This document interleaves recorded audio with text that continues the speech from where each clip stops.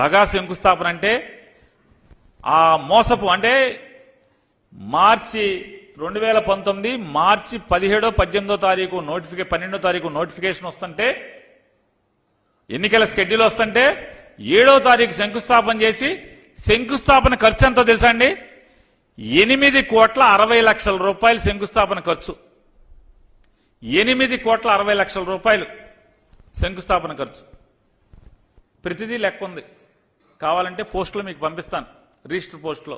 చంద్రబాబు నాయుడు గారు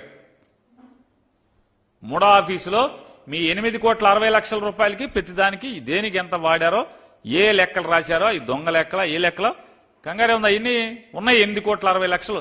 అంటే జరగని పోర్టుకి పనులకి శంకుస్థాపన పేరుతో 8,60,00,000 నాకేశారు. మీరు నీతుల గురించి చెప్తున్నారు, నన్ను నీతులు నాని అని చెప్పి మీరు మాట్లాడుతున్నారు. ఇవాళ నేను చంద్రబాబు నాయుడు గారిని ఒకటే మాట్లాడుతున్నాను. ఇన్ని బొంకు మాటలు ఏదైతే 2014లో మీరు ఏదైతే చెప్పారో అయ్యే మాటలు మళ్ళీ 2024లో కూడా మీరు మా ఊరు వచ్చి చెప్తున్నారు. అంటే చెప్పటానికి మీకు సిగ్గులేదా? ఇంటాకి మాకు సిగ్గులేదా? 2014లో చెప్పి 19 దాకా 5 ఏళ్లు మీరు ముఖ్యమంత్రి పదవెలగబెట్టి మళ్ళీ 24లో మీరు అయ్యే హామీలు అయ్యే మాటలు వచ్చి మీరు బందర్లో సభలో మీరు చెప్తున్నారంటే అంటే మేము బందరోళ్ళని ఏమనుకుంటావు? పిచ్చోళ్ళం అనుకుంటారా? ఏమనుకుంటున్నా చంద్రబాబు నాయుడు గారు బందరోళ్ళని? మేము పిచ్చోళ్ళం అనుకుంటున్నారా మీరు? చెప్పావు కదా 5 ఏళ్లు బందర్లో ఏం చేశామని. ఇంకా కావండి, ఇంకా చెప్పే దమ్ముంది. ఇంకా చాలా ఉన్నాయి పనులు పేరు నాని చేసినాయి. ఈ 5 ఏళ్లలో బందర్కి పోర్టు పనులు మొదలుపెట్టి శరవేగంగా ప్రభుత్వంతో నిర్మాణం చేయిస్తున్నాను. మెడికల్ కాలేజీ శాంక్షన్ చేయించి మెడికల్ కాలేజీ నిర్మాణం పూర్తి చేశాను. మొదటి సంవత్సరం తరగతులు ప్రారంభమై పూర్తి అవుతున్నాయి. మొదటి సంవత్సరం ఫిషింగ్ హార్బర్ పనులు జరుగుతున్నాయి. 26,000 మంది నిరుపేదలకు పట్టాలు ఇచ్చాం. బందర్లో అనేక గ్రామాల్లో అనేక వార్డుల్లో రోడ్ల నిర్మాణం చేశాం, అభివృద్ధి కార్యక్రమాలు చేశాం. మంచినీళ్ళు సమృద్ధిగా వేసవి కాలంలో కూడా ట్యాంకర్తో పని లేకుండా పంపులో మా ఊళ్ళో మోటార్కి నీళ్లు పట్టుకునేటువంటి దమ్ముగా నీళ్లు ఇస్తున్నాం. ఇవాళ మీరేం చెప్పారు? 20 లీటర్లు 2 రూపాయలు క్యాన్లు నీళ్లు ఇస్తా అని చెప్పారు. ఇచ్చారా? ఏ హామీ అమలు చేశారు? 3 సెంట్లు స్థలం ఇస్తా అన్నారు, ఇచ్చారా? ఆడపిల్లకి పుడితే 25,000 రూపాయలు డిపాజిట్ చేస్తాన్నారు, చేశారా? కాపుల్ని బీసీ చేస్తాన్నారు, చేశారా?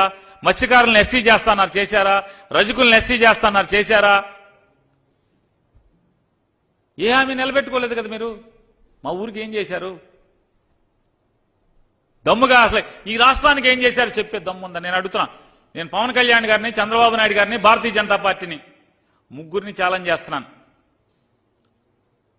2014 నుంచి 18 దాకా మీరు ముగ్గురు కలిసి వెళ్ళారు ఈ రాష్ట్రాన్ని. ఈ రాష్ట్రానికి మీ మార్క్ ఏంటనేది ఎక్కడ ఉందా? మీరేం చేశారు ఈ రాష్ట్రానికి చెప్పే దమ్ముందా మీకని అడుగుతున్నాను. మీకు నిజంగా మీకు దేవుడు సిగ్గు అనేది పెడితే చెప్పాలి కదా. మేము జన్మభూమి కమిటీలతో అద్భుతంగా పరిపాలన చేశాం. Telugu Desam party, Bharatiya Janata party, Pawan Kalyan party ముగ్గురం కలిసి అదే జన్మభూమి కమిటీల్ని మళ్లీ తీసుకొస్తాం అని చెప్పే దమ్ముందా మీకని అడుగుతున్నాను.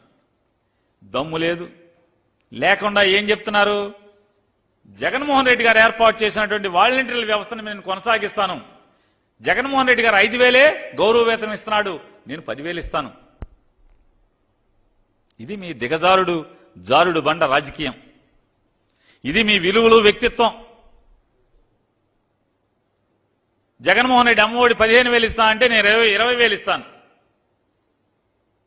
చేయూత జగన్మోహన్ రెడ్డి గారు సంవత్సరానికి 75,000 ఇస్తానంటే నేను 1,00,000 ఇస్తాను. 5 ఏళ్లకి 75,000 ఇస్తా అంటే నేను 5 ఏళ్లకి 1,00,000 ఇస్తాను, లేకపోతే 2 లక్షలు ఇస్తాను. జగన్మోహన్ రెడ్డి గారు 2,70,000 కోట్ల రూపాయలు నేరుగా సంకల్ప బలంతో ఈ రాష్ట్రంలో ఉన్నటువంటి కోట్లాది మందికి ఆర్థిక పరిపుష్టి కలగజేస్తే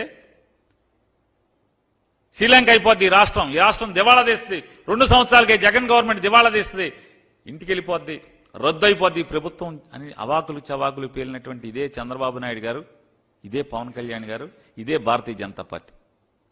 ఇవాళ జగన్మోహన్ రెడ్డి గారు ప్రతి పథకాన్ని కాపీ కొట్టి సుమారుగా 5 ఏళ్లలో 6 లక్షల కోట్ల రూపాయల హామీలు ఇప్పటికిచ్చారు, ఇంకా ఇస్తారంట. సరాసరి నేరుగా డబ్బులు ప్రజలకు వేసేటువంటి కార్యక్రమాలు 6 లక్షల కోట్ల రూపాయలంట. ఇవాళ చంద్రబాబు నాయుడు గారిని మరీ నేను గట్టిగా నిలదీసి ప్రశ్నిస్తున్నా. మీ బొంకు మాటలు ఆపి నా గురించి కూడా మీరు చాలా మాట్లాడారు. మా ఊళ్ళో